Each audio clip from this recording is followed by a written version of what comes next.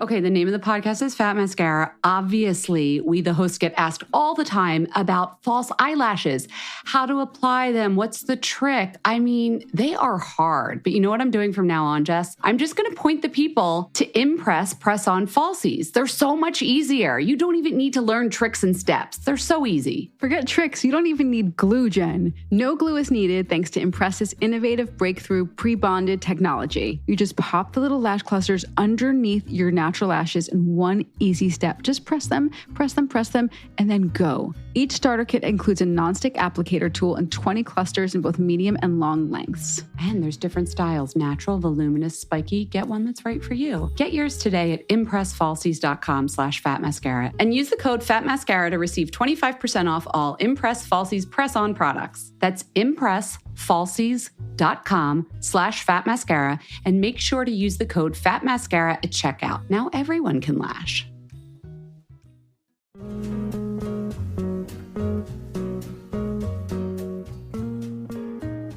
Hey everyone, can we talk about Aloe Moves? Listen, they want me to tell you that I use their streaming on-demand platform to stay on top of my health and wellness journey. But let's be honest, right now, Aloe Moves is basically my only health and wellness journey. It's a streaming on-demand wellness platform that features yoga practice, fitness routines, meditation sessions, so much more. But can I tell you about my new discovery? The Aloe in the Wild series. So right now I'm doing the yoga in Utah. The videos are so good. I get my usual yoga practice, no equipment necessary, in front of my TV where I'm at home, everything's safe, with the teachers I like. But the best part is they're teaching in front of the backdrop of Bryce Canyon. I feel like I'm on a hike while I'm doing my yoga. And side note, how do you get this job? I'm not a yoga instructor, and I know Tawny Jane is a very good instructor, but she gets to do yoga in the great outdoors. I mean, anyway, if yoga in the great outdoors doesn't sound like your thing, don't worry. They have so many other classes from beginner to advanced. They have bar, Pilates, cardio, meditation, sound baths, gua sha, dry brushing. You've heard us talk about dry brushing. You want to figure out how to do it? Download Aloe Moves and you can do it in your own home. There's so much flexibility and variety, and they have tons of fresh new content every month. More than 100 new classes are added. Find the health and wellness routine that works for you with Aloe Moves. Go to aloemoves.com. That's ALO moves.com and use the code MASCARA20 in all caps for 30 days free plus 20% off an annual membership. That's alomoves.com, alomoves.com, and the code is MASCARA20 in all caps to get a free 30-day trial plus 20% off an annual membership. alomoves.com.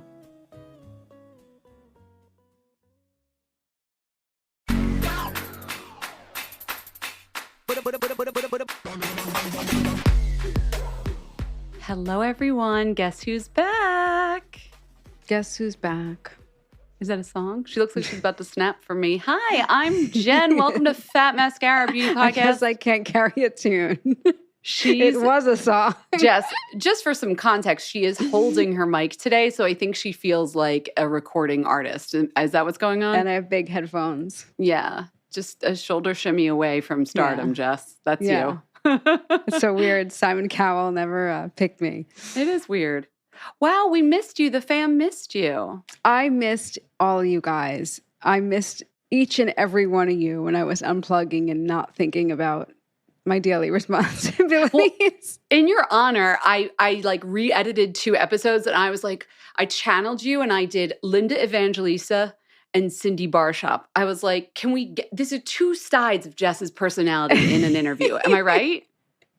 I'd like to think I have more than 2 sides. But I just felt like those were like, if I were Jess, which interviews would I want to revisit? Those were great. I thought those were really good times.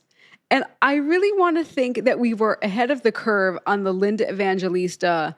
I don't want to say resurgence because she never went away in my mind. Now everyone's talking about Linda again. And it was like, literally like Linda was hanging out in the stewed. Yeah, I get annoyed when people are like, oh my God, the return of the Superman. No, it's like they never went away. Would you put them in a closet and then bring them back out? No. No, we're never interested left. Always. But lest you think we're always looking backward with Fat Mascara. We are firmly planted in the future. Yes, we are, especially today. Jess and I are so excited for this interview. Future is now. The future is now. We have Ines Alpha. Okay. She's the 3D makeup artist based in Paris. And if you're like, what the heck is that? Well, that's why you should listen to this podcast. In essence, she's a digital artist working on enchanted and fantastical versions of reality. But the main body of her work is a 3D makeup series. It's where she pushes the boundaries of makeup and beauty using 3D software and augmented reality.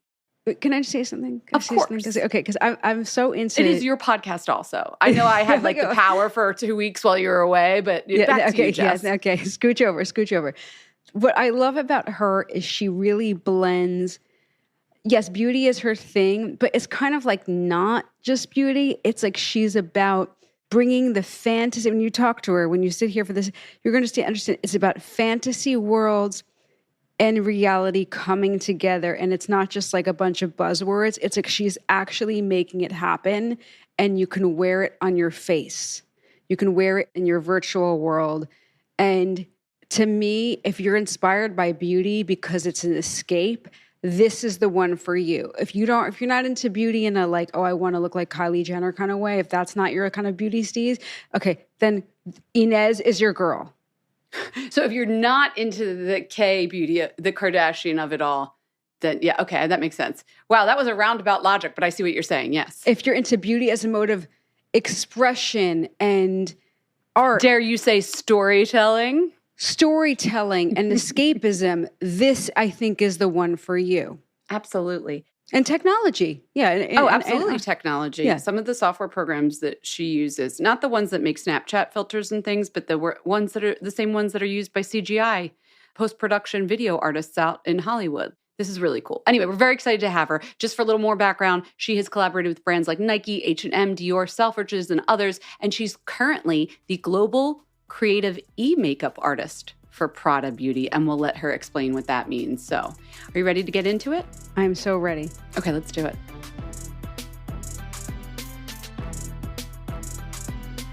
All right, so Ines, you are a 3D makeup artist. You are the first 3D makeup artist we've ever had on Fat Mascara. Can you explain what that actually means? Well, first, thanks for having me, the first digital makeup. I'm very flattered. It's my first time on a beauty podcast, so it means a lot to me because it means that it's real. Like, it's real, really related to makeup. It's not just me in my head thinking it's cool and it can be a thing. It's approved by the beauty community. It's very approved. It is FM approved, for sure. Thank you so much. So, sorry, then I forgot about your question now. Oh, it's fine. Okay, I'll repeat the question. So, what exactly is a 3D makeup artist? How you would define it? I can define it very simply by saying that it's makeup, but in 3D, meaning it's makeup, so a tool that you can use to transform yourself and your face, but using digital softwares. So either CGI to do hyper-realistic video or augmented reality. So makeup using tech, basically. So it lives online. I'm trying to explain it like we are all Luddites from 1940s. But the thing is, this is a new thing. I don't think anyone should feel simple for not understanding what it is, because this is not something that most people use or wear. This is something that just lives on the interwebs, right? Like, we're not walking around with this right now, right? This is not just yet. online. Not yet. Okay. Not yet. So what does that mean? So even right now, it doesn't necessarily lives online. Like, of course, if you're talking about augmented reality face filters, it definitely lives on social media. Okay. But if you're talking about adding 3D elements on people's faces using CGI, which is computer imagery, it can be on a video that you exhibit in a gallery or that you display at an event. And even talking about augmented reality, we can imagine like events, runway, where people could wear those digital adornments on their face, but you can't see people yet wearing them on their actual face, like physical face. You have to have a screen still, for now. For now, okay. Okay, but maybe like in 50 years, we might be walking around. Maybe less. Like when you see the progress of the Apple Vision Pro, Meta has released also their new Quest. You can see augmented reality with your own eyes using the headset. Snapchat is working on augmented reality glasses. So for now, they don't have face tracking implemented in their technology yet. But as soon as you can have face tracking in their headsets or AR glasses, we will be able to see people wearing AR makeup in the streets, which I'm so excited about. And you could project that on them with your own lenses, or perhaps there's a way like Bluetooth enabled that they tell anybody walking towards them, put this filter over my face so they can be presented the way they want to be presented. Yeah, I wonder how it will function. I'm sure there might be some, like you would need to connect to a certain social media or metaverse, like virtual environment, where if you see people that enables the localization from their phones, you will be able to see them if only you are friends with them. I mean, it might work similar to social media. So if you bump into a friend and your friend on AR Instagram, then you will see them wearing the digital makeup they wanted to wear this day. There might be something like this. Which could have been something an artist like you has created, right? Yeah, totally. How does that creative process work? And maybe the production process, if you're doing 3D makeup for a video or for a filter on Snapchat or Instagram or somewhere? It depends. Of course, if I'm working on a personal project, I might not necessarily sketch or do research prior to 3D modeling, which when I do commission work, like when I work with clients, I'm gonna need to show them mood boards like you would do for any commission work with brands or when you work in advertising. And I used to work in advertising, so I know a little bit how it works, and I want my client to be happy and to not have surprises by the end of the production of the filter. So I always show a variety of propositions so they can choose the best ideas, the best concept that they want. And then we'll start, of course, I will show sketches, and then I will start the 3D modeling, working on the materials, the look, the animation, and then implement everything in augmented reality and step by step show the process to them.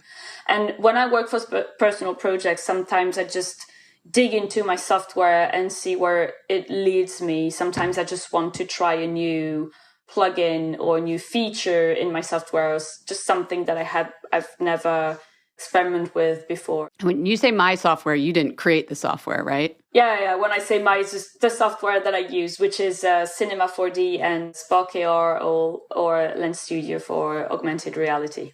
I don't know. Maybe you were a computer programmer. Just checking.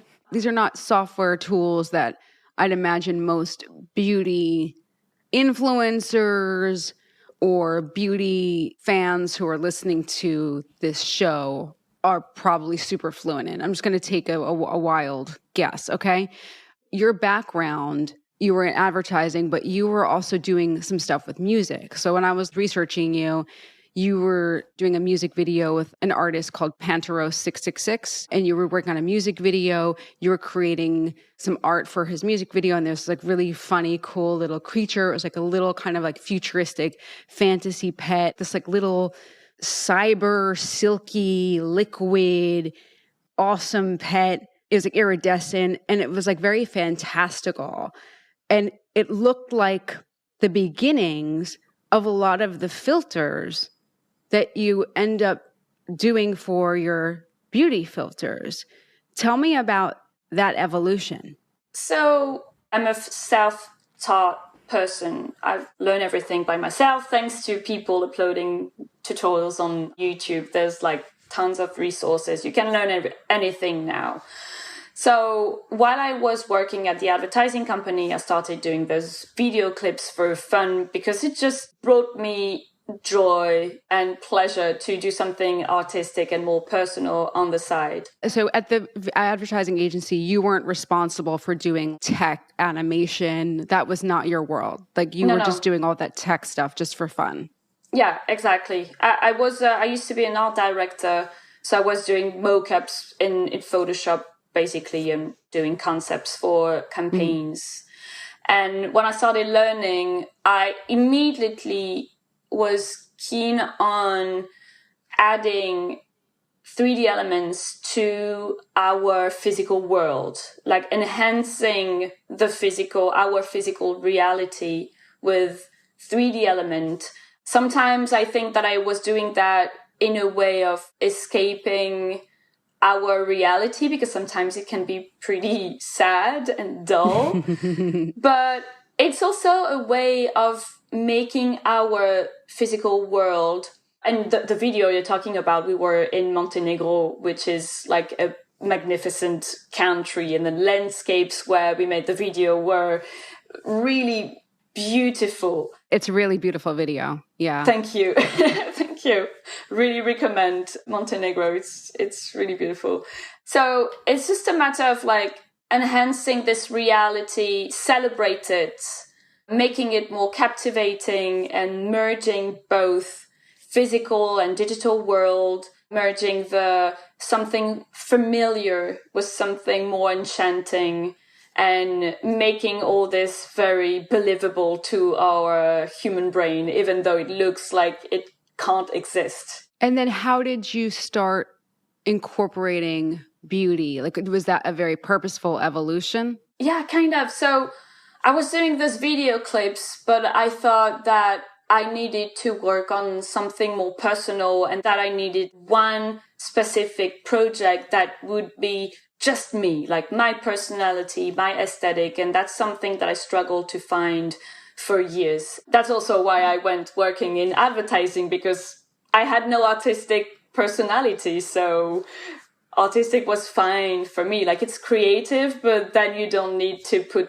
something too personal in your work. Yeah. Did your advertising colleagues and like your clients, did they know you were doing all this? Yeah, they knew. They supported me in some way, but What was like some of the response? so they wouldn't, my friends were really excited, of course. My bosses wouldn't really bother.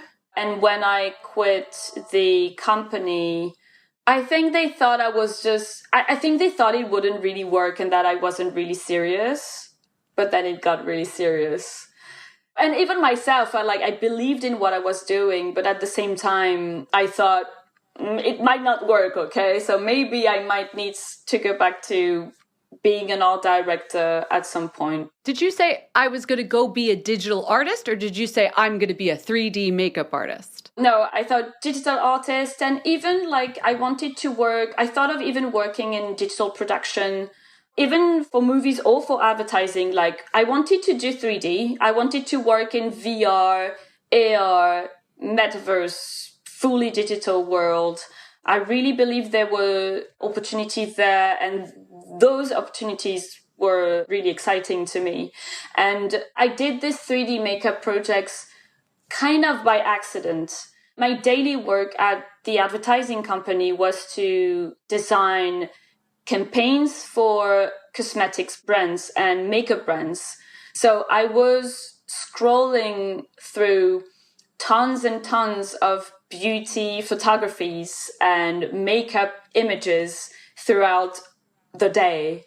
And on the side, I was doing those creatures and floating blobs in videos. And I thought, oh, what if I was doing those 3D creatures shapes, but on a face? I've never seen that before. And at the same time, I was discovering RuPaul Drag Race at the time, All Star 2. So I was pretty late, but still. And I thought, oh, that's like what the drag queen, it's like what they do, like the way they transform themselves in their face, but using digital engineering. It was the first time I was seeing this kind of thing on a face. So, I mean, of course, there was CGI for videos and photographies, but not in a way that it was adornments or jewelry for the face. Yeah. Do you work with any of your colleagues now? Not really. They're still my friends. Yeah. But no, I mean, they're trying. They're trying though. Like a friend works with, have worked with Saint Laurent, a beauty. Yeah. And several times she tried to add me in the team to do something with them, but until now. And since the Prada Beauty project, it's more difficult for other brands to reach me out because of the exclusivity contract. Yeah, I'd imagine it's a funny situation now. Mm-hmm. Did you get any of the vibe of like, well, this is the competition. Like, we make physical makeup products. Why would we support someone who's going to maybe put us out of business because everybody will put on digital makeup instead? Or is it not like that? That's not what I feel. I feel Good. that, I mean, of course, beauty brands want to be there and they feel that they need to be there because so many things are happening in the digital beauty field. So they don't all have to be there, but if they want to experiment and if they have good ideas and concepts to be there, it's a good thing. But I think it will never replace physical makeup unless we live in a complete dystopia where we have no physical bodies anymore, you know? Yeah. Oh, we're little blobs in a glass jar, projecting our makeup faces to each other. I don't know. It doesn't seem that far sometimes. So how come you went for the face, which makes sense, but are you thinking about the body too, or are you just interested in the face? I'm interested in the body too, but I'm obsessed with the face, as we all are, especially since social media. You know, the face is the first thing you see in the person. It's the first impression. It's the way you express your personality. Of course, you can express your personality with clothes, but your face is also your emotions, how you express what you want to say to people, how you want to communicate. Sure. So it's just a fascinating canvas. So I guess in social media, it has taken the lead over fashion because of the selfies, because of, again, the first thing you see from someone's account as well. Yeah. And what was that first filter that really put you, whether on the map or gave you the confidence to say, I want to keep doing this? That first project. I don't really know. So of course, the first ever filter, actually it was the second, but the first filter I developed on Snapchat called Future Glass. I developed it at a moment where augmented reality filters were booming and creators all around the world were creating things. So numbers were going up. Everything was super exciting. People were finally also having access to filters that were not only dog ears and puking rainbow. Oh my God, the dog ear. Remember how it was like everywhere for a second? It was everywhere. It was huge. We still all love the dog ears. Like, it's just iconic. But of course, people wanted to see more, and especially myself. But also, of course, that was a pivotal moment for me to see everyone wearing the filters, sharing the filters, having fun with my designs. And I thought, for a long time, I wanted to do augmented reality because I wanted people to have access to my designs. Because when you do CGI, so post-production, when the video is done. It's just a beautiful video on a screen and no one can try the 3D makeup that the person on the video has. And my purpose was really to try to envision the makeup of the future. So if I want to imagine the makeup of the future, people need to wear it. So Wonderland Studio and later on Spark AR, so Instagram and Snapchat's augmented reality software, when they were launched, I was, okay, that's it. I need to be there. I need to try the software, even though I didn't want to learn a new software because it's so awful every time to go back to beginner mode. But I don't regret it, of course. But I had some other pivotal moments back when I was doing post-production as well. And thanks to those videos that I did and the tons of collaborations that I did, because I started with doing lots of collaboration with other artists, doing 3D makeup on them. Thanks to those, I got noticed by galleries, by magazines, by brands. And thanks to those, I worked with my first ever brand projects, if I'm not mistaken, was with Nike France. And they told me, do something with 3D makeup for us. And like Nike, It was so big to me. Like, oh my God, my first brand collaboration. It's one of the coolest brands.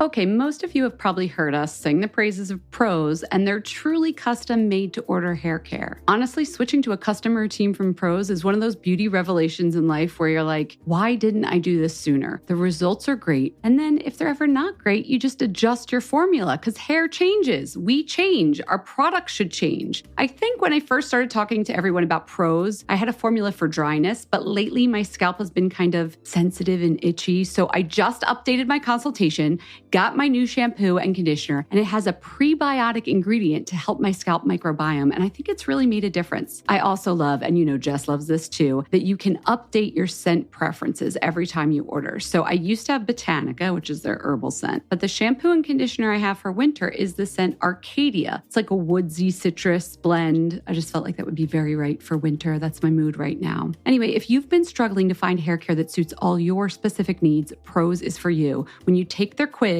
they're able to assess about 85 personal factors about you and then select the sustainably sourced ingredients that get you closer to your hair goals with every wash. Custom made to order hair care from Prose has your name all over it. Take your free in-depth hair consultation and get 50% off your first subscription today, then 15% off and free shipping for every subscription order after that. Go to prose.com/mascara. That's Prose, prose.com/mascara for your free in-depth hair consultation, 50% off your first subscription order, and then 15% off and free shipping after that. Prose.com/mascara.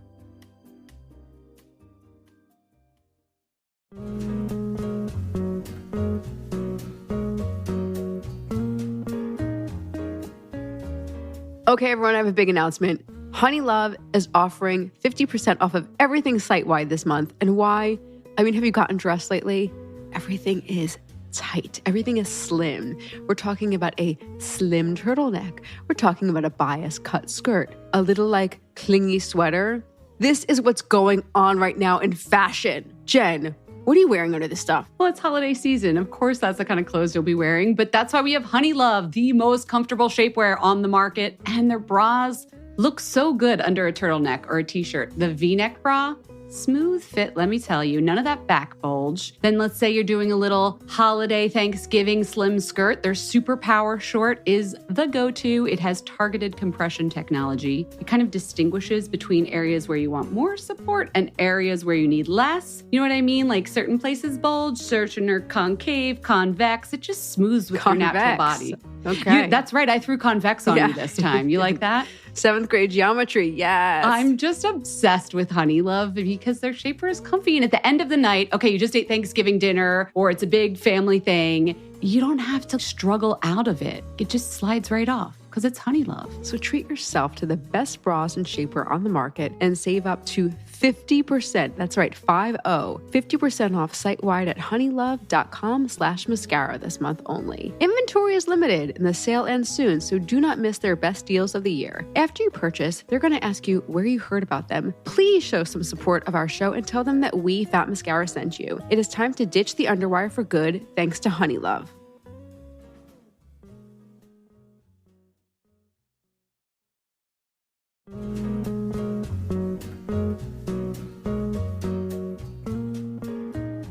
Hey everyone, can we talk about Aloe Moves? Listen, they want me to tell you that I use their streaming on-demand platform to stay on top of my health and wellness journey.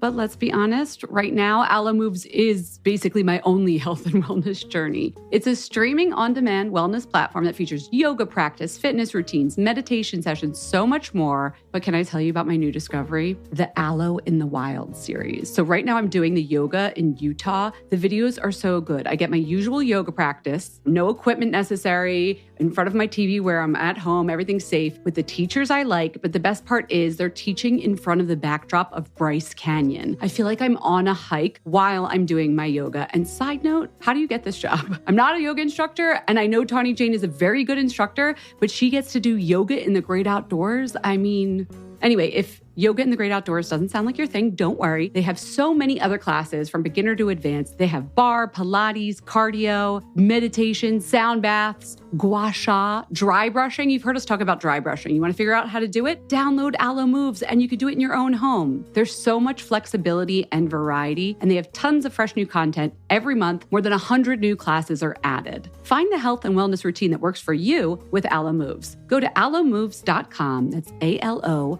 moves.com and use the code Mascara20 in all caps for 30 days free plus 20% off an annual membership. That's alomoves.com, alomoves.com, and the code is Mascara20 in all caps to get a free 30-day trial plus 20% off an annual membership. alomoves.com.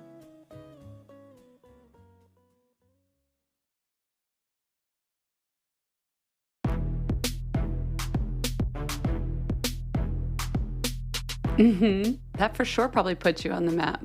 I'm curious, you mentioned using the two pieces of software that like Snap and Insta allow creators to use to create face filters.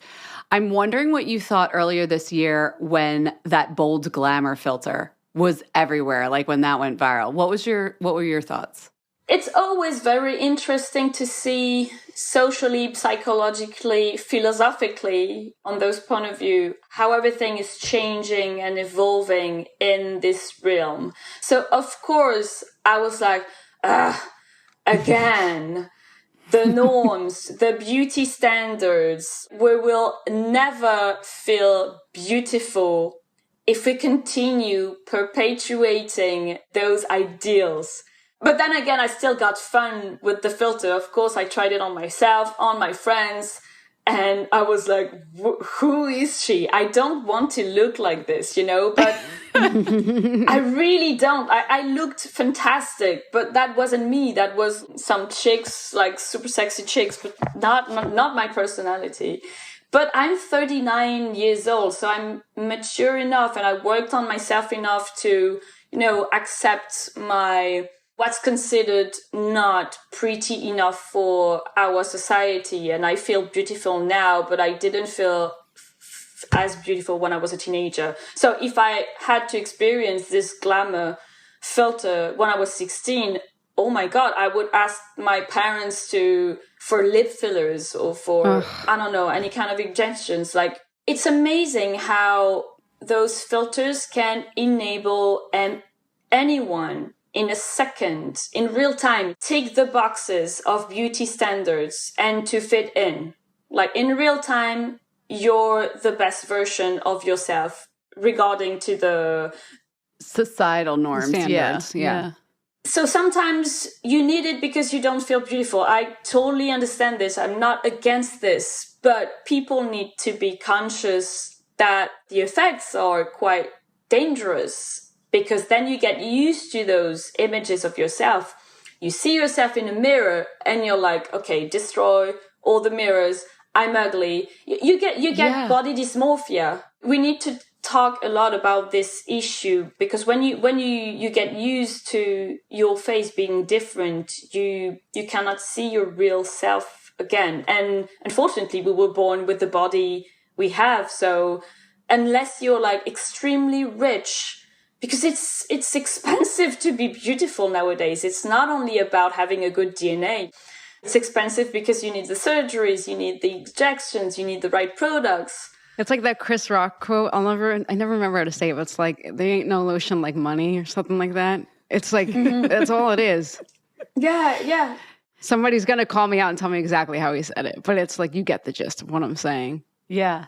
The best lotion in the world, money. That's kind of why I love the art that you do, because I think it plays with those norms in a way that, like, yeah, you're never going to have like a holographic baby seal floating in front of your nose. This is art. Like, it almost throws that whole bold glamour thing on its head and just says, oh, you think that's going to mess with us? I'll mess with you even more. And I think we need that to help us realize that the fun of it, and to know that this is just fake and not real in a way.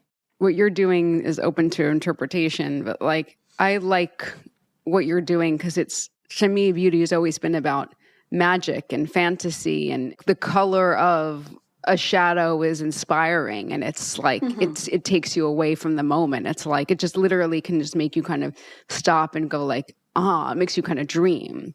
It's not necessarily subversive. It's just maybe what you think what you're doing is subversive. I think it's just kind of, this is a relief. Oh, thank you. That's really sweet of you. I hope it's a relief for most of people using my filter. And I just hope they have fun, and that even for a second they can just enjoy what they're seeing, and that maybe they can forget their insecurities and hope they can feel empowered by being an octopus. Yeah, it should be. There's been a huge, from when I started in beauty to the moment now, it's like, would I join this industry again? I don't know. Because when I started, it was not so much about changing who you are. It was about more fun. It's now so much about changing. The pressure, the pressure part is so turned up. Yes. It's because it has that possibility. Yeah. Like even looking at yourself with the bold glamour, like you're like, I could almost look like that if I just did this little thing. And that makes it even more. It's very uncanny. It's very weird. And the beauty rituals now, young teenagers like 12, 14 years old, they are already conscious about the 7, 9, 12 steps to God. Beauty, even though their skin is like perfect. It's scary. And I like the energy that you are bringing back with whether or not we're ever going to really walk around with face filters. I'm sorry. Maybe you're committed to this vision. But no, I don't know if that's really what's going to happen, but I like the spirit of what you're bringing back. We did talk a bit about the future, but that's one way it could go. Where else do you see it going? Like, let's think about AI. Have you ever thought of that as part of your creative process, or is that not where you want to go with it? I've thought, and I'm working currently with my intern on how we could use AI to create things. For me, AI is just a tool to create things. So the way I see AI is, it's like paint, but not intelligent, because AI is just made of human thoughts. It's not more intelligent than us. It's just making answers based on inputs that were made by humans. So it doesn't really think. So I'm using AI, for instance, we trained a data set based on my images, and we created outputs that were based on my images. Yeah, what do you think of them? They are incredible. So like give us an example. Tell us from like start to finish, what is the AI experience for an Ines alpha creation? I mean, there's still a lot to do. For me, AI is a tool. I'm training it on my own work because I don't want to steal anybody's work. And also as an experimental point of view, I want to see what the AI can do learning from me. So it's like another me. And then I can get tons, thousand, whatever, millions of output inspired by my work that are beautiful, that are really fascinating. But then what do you do with it?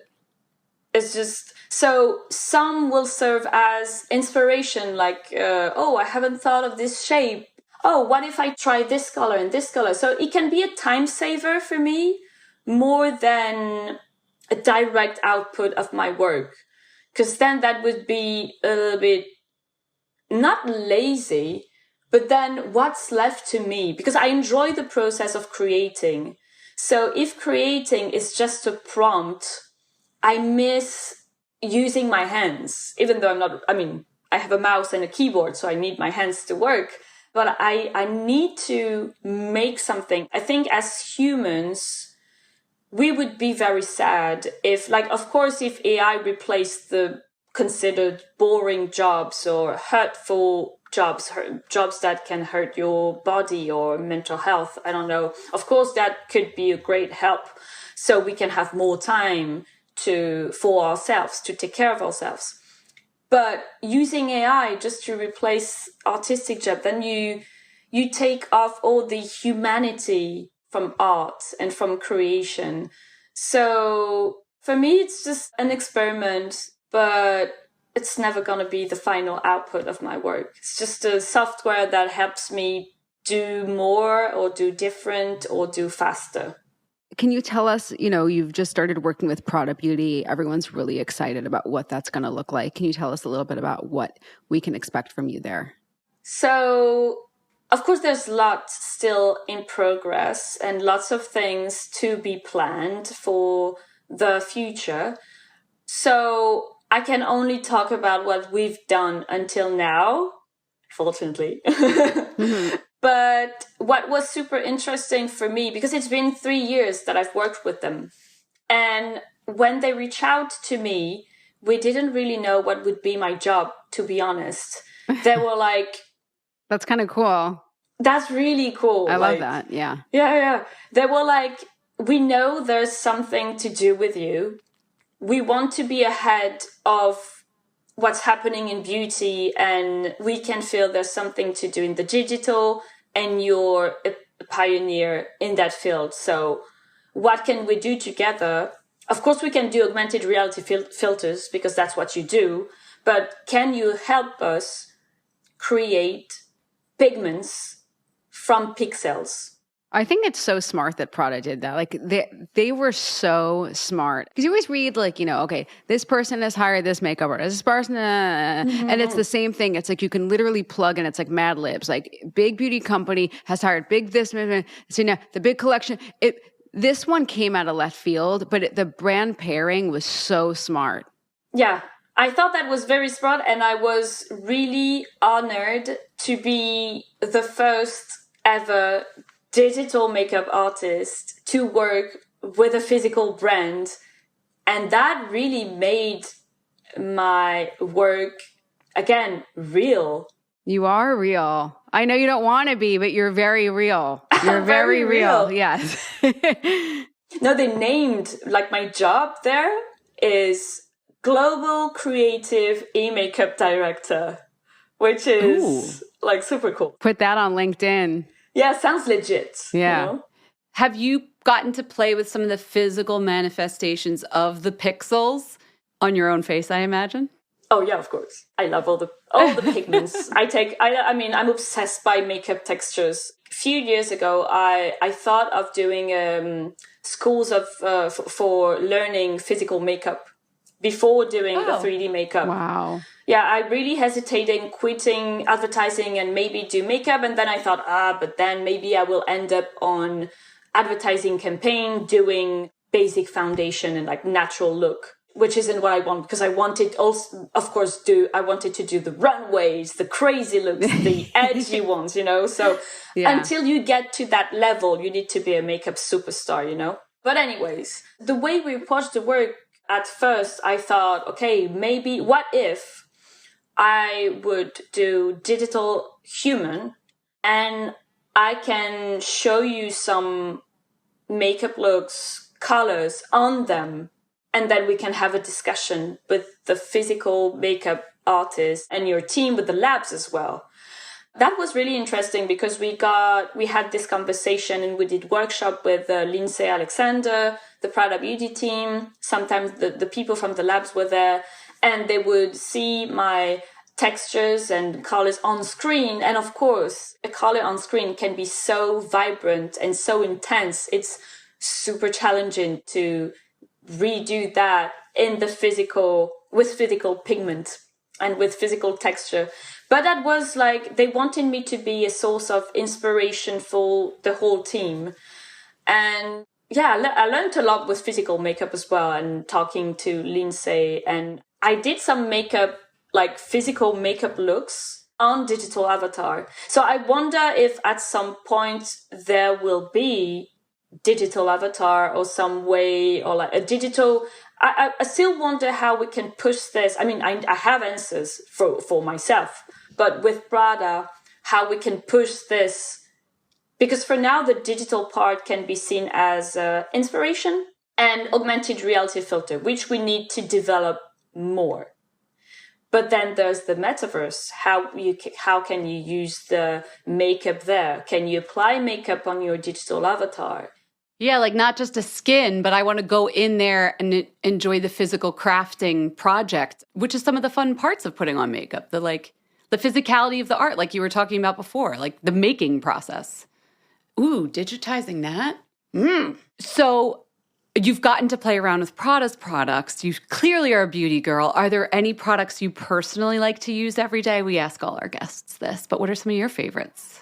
I'm not doing this because, of course, I'm going to say that, I mean, not of course, but I love the Prada lipsticks. And I've had tons. This is ridiculous. I have like all those prototypes. Oh, fun. Yeah, what are they next to in your kit that you just showed us? They're next to my computer. So every time I have a call, I mean, they are all the lipstick that I wear every day. So I don't want to have all of them in my bag, but I'm wearing this one right now. Every time I have a call, I wear a lipstick because my lips are so small. I need color to like them. But they're, again, I don't want to praise them, but I think their formulas is really nice. And I wasn't wearing that much lipstick before because when it stays long, it tends to dry. And when it's matte, it tends to dry my lips. And when it's a gloss, then it's just annoying and my hair gets in the way and sticks to the gloss. So otherwise, I was a huge fan of Milk makeup for a long time. I loved the way it's very easy to apply with your fingers. I'm a finger girl. I put a little foundation with my fingers, the blush, my fingers. Oh, okay. I know what my favorite beauty product of the past years. It's the Glisten Cosmetics liners. Glisten Cosmetics? Yeah, I'm a huge fan of liquid liners, so I don't know if you can see. It's like... We can see, yeah. And it's little, not pouch, but little round boxes, and you mix it with water, and then you can create crazy liners. Oh, Glisten wet liners? Good color payoff, huh? Yeah, oh my God, yes. The neon bundle. Oh, I see. Chroma flakes. Oh, pretty. Yeah, I discovered this on, I think it's May Tammy. She's a makeup artist on Instagram, and she creates amazing liners look. And yeah, I got tons of colors from their brand. I love that you're experimental in your makeup too, because sometimes it's like artists are always like, oh, I'm in the neutral canvas, but I love that you also play with color and fun on your own face. Then you're a true beauty girl. I think I look like my work, kind of. Yeah, I could totally see that. I'm colorful. I like glitters and iridescent textures, and I have pink hair. I guess that helps to recognize. Where do you get your hair? Do you get your hair done at the same salon, or do you do it yourself? So once a year, I go to a specialist because bleaching, my hair is super long, so I don't want to bleach them and burn them. So I go to a hair salon, and then every time I need to reapply pigments, I do that myself. Because it can get very expensive. Yeah, what kind of hair dye do you use? Manic Panic, mostly. Okay, classic, okay. Yeah, classic, vegan. The pigments are quite strong. The quality is really nice. Nice. Oh, you could also be a 3D hairstylist. We could get into that too. You could do colors for hair. Yeah, so I thought, and I had the opportunity to do a collaboration at some point, but I don't remember why the project got cancelled. But I was quite excited to do something like not only for the face only, but like face to hair, because it's anything related to self-expression and personality. Yeah, the octopus tentacles, get them into the hair, not just on the face. I could see it. All right, I'm done. Sorry, I'm not trying to get in on your work. This is your world you've created. Jess, do you want to do the Fat Mascara 5? Let's do it. Yeah, Ines, we do this at the end of every little episode, so it's a quick round of questions for you. Okay, so quick questions, quick answers. Lightning round. What was the first physical makeup product you ever bought? I don't want to sound boring. I think it might be a mascara. Or maybe a gloss from Lancôme. You remember those gloss called Juicy something from the 2000s? Juicy Tube, yes. The Juicy Tubes. What was your first social media handle? Or just your first handle, yeah. I think it was China BB. Because China used to be like my parents wanted to call me China when I was born. And the mayor in Paris, the French administration thought that didn't sound French enough. So they couldn't call me China. So they changed to Ines. Is that something that the French administration has say over names? No, I think today is fine, even though there depends. I don't really know. I think it's better now. I think you have more freedom, but French are quite racist, unfortunately. So sometimes they may give their opinion on your names, even though this was back in the 80s, I'm guessing you were born. Yeah, 85. Oh, well, you got yours with China. What was it? Whatever your handle was. China BB. China BB. China Yeah. BB. Okay. What kind of music do you listen to while you're working, if you listen to music at all? Or what songs do you like to listen to? Sometimes I really love listening to video games music like Animal Crossing or Final Fantasy. That sounds like my own personal hell. You know what? No, it's just because it's so repetitive. It's like, but I could see that would push you forward. I could see that for work. That makes sense to me. Yeah, when I need to focus, Animal Crossing for just like feeling good and focused. Animal Crossing, but then if you're not focused enough, then you notice the pattern and the repetitive melody, and then you get crazy, and then you're like, oh, I can't stand it anymore. I could see that element in your work. Or what would you be doing on one of your days off? Where would we find you? Playing video games. Which one? What are you playing right now? Right now I'm playing Final Fantasy 16, even though it's beautiful, but it's not as otherworldly and cute as it used to be. Back with Final Fantasy X which is amazing. But still, it's like super well made, of course. It's fantastic. Yeah, there are not enough colors and cute animals, I would say. Your feedback has been noted. I hope so.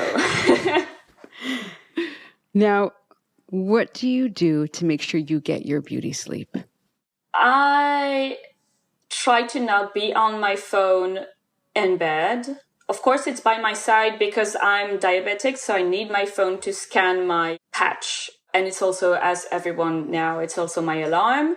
But what I do is I turn off my Wi-Fi box before sleeping. Smart. Oh. Without the Wi-Fi box, my 4G is awful, so I can't even listen to a podcast. So It I have no choice forces but, you. Yeah, I have no choice but disconnect. I'm thinking about getting a regular old school alarm clock, like the radio alarm clock. Yeah, it was good enough.